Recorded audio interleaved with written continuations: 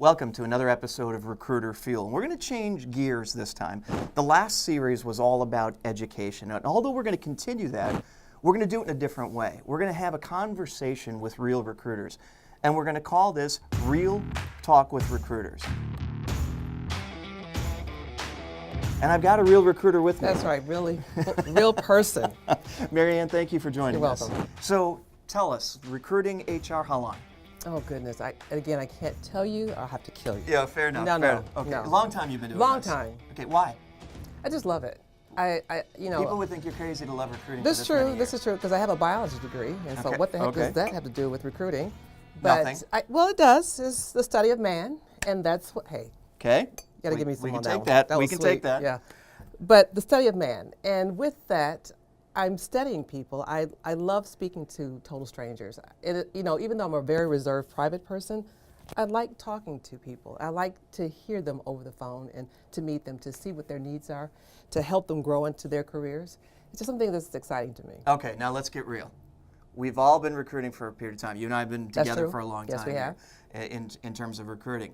We've all had horrible experiences Very. with clients, with hiring managers, and with candidates. This is true. And we were talking a little bit about one yesterday Yes. that people can really understand and relate to. Tell us about this situation you were talking about yesterday. Well, goodness. As you know, I was working with a Fortune 500 company.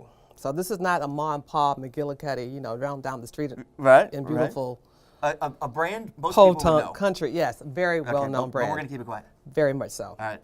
because we don't want to get sued. But anyway, they came to me, and this was about 6 years ago, and they were creating a brand new business unit from the ground up. Okay. That scared me from the beginning, Why? because I had never done anything like that before. Okay, fair. And it was just nerve-wracking, because not only was this new for me, but the client also was new to doing this himself. So a new division, new leader over this particular division, and they want you to do what? Find attorneys who wanted to stop practicing law and to come on board with their company to do something totally different. To Okay, be wait, more creative. Wait a minute. Get an attorney who spent hundreds of thousands of dollars This to is get true. their JD to stop practicing Yeah. and using the JD and do something different with it. More creative, more colorful. And mind you, attorneys are so black and white. Nothing else, no in between. It's Got it. either black or white. That's the law. Okay. And then I'm talking to people, they want me to talk to them to see if they want to stop practicing law, to start working in this company, more creative, more thinking outside the box. Okay. Yeah. And what was the reality of that? Click, hang up, are you crazy? Get off my phone. So if you called me and said, I want you to go from X dollars to Y dollars, because I'm assuming that was part of the problem, Oh, I'd probably hang goodness. up on you too. What You was the real challenge you were dealing with Oh my there? God, I was talking to Tarzans, I'm just making $350,000 and, I went to Yale Law School and you want me to do what? Are you kidding me? So what happened? Hang up, clicks, cursed out, over and over again for weeks. And we've all experienced something like that. Oh my goodness. Whether it's attorneys or something my different, goodness, everybody yes. watching this has got a horror story. Yes. So keep going with this. Oh my gosh. And so I kept thinking to myself, well, what can I do? And I went to the client and said, what do you want me to do? I can't find attorneys. Not only was I looking for attorneys, but he wanted me to go to the top attorneys in New York.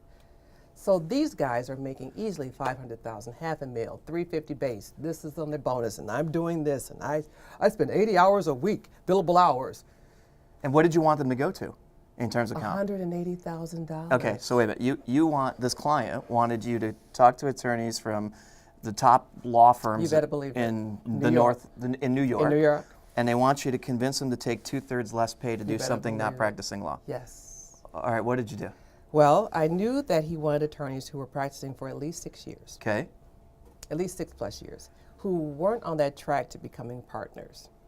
So I thought, and I don't want to sound sexist, but the Tarzans of the world are not looking for that. Fair enough. So then I was looking at women. Okay. Why? I knew if I was a woman who was... You are a woman. I'm not an attorney though. Thought about it. I did, All right, did all the right. LSAT. All right, fair enough. But anyway, and that's probably why I was so good at this. Anyway, if I were an attorney, I'm sure I'm married by my mid-30s, early 40s. I Typical know that statistics. I'm a wife, and I'm sure I had 2.5 kids by Okay. now. And a dog. So how can I work 80 hours a week, keep a marriage, have my 2 kids, practice law, and keep my 80 hours billable hours going? Something's got to give. You better believe it. That's what I did. That was So what'd you do? That's what I targeted, women only. It sounds sexist, people, but that's what worked. What I did was I went to the sites of these different law firms in New York, looked at the pictures. Every law firm has pictures of their attorneys. Sure. They also tell you when they got their JDs. Yeah. So I can figure out when they got their JDs, how long they've been practicing. I also had to look at specific disciplines of the law. Right. So I had to see what kind of law they practiced. These are all transactional attorneys. And then I could tell how old they were by looking at their pictures. Well, we got to be Usually- careful. We can't use all those. I know, but this is what worked for me. I You got it. asking for I got the it. secret sauce. Okay. So But what was this is what worked. did it actually work? What Yes, was it the did. result?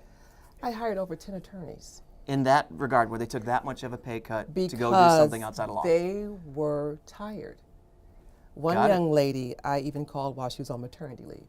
Really? She says, Marianne, I don't want to go back. I already have a young toddler at home. I got this new baby here. I don't want to go back. My client waited for her to get off maternity leave and hired her. Nice. So you identified people that ultimately had a different motivation to make the move. They were willing to take a pay cut because they had their weekends back.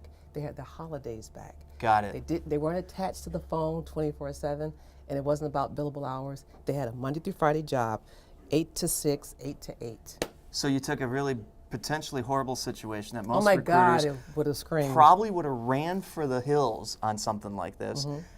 and you were able to figure it out. So Yes, there I was did. a solution to it. So let me Yes. ask you this Yeah. before we close, because I'm sure people are relating to some of these things that you're Yes. talking about. If I'm a new recruiter coming in, or if I'm a recruiter who's been doing this for 10 years, and I've got a situation like that, what's the one piece of advice you would give them before they just walk away from it and say it can't be done? You have to put your step back and put yourself in that person's shoes. Look at who the ideal candidate would be. What would motivate this person to work in this type of role that you're recruiting for? Try to put yourself in that person's shoes. That's what I think would be the best solution. Well, or if the you can get best- attorneys to take a step back, and so many of That's them, right. I think most recruiters could probably recruit anybody out there You better believe with it. the right focus You better on believe it. Marianne, thank you for the time. Guys, this is another edition of Recruiter Feel. Make sure to come back next week where we're going to have some additional real conversation with yet another recruiter. Till then.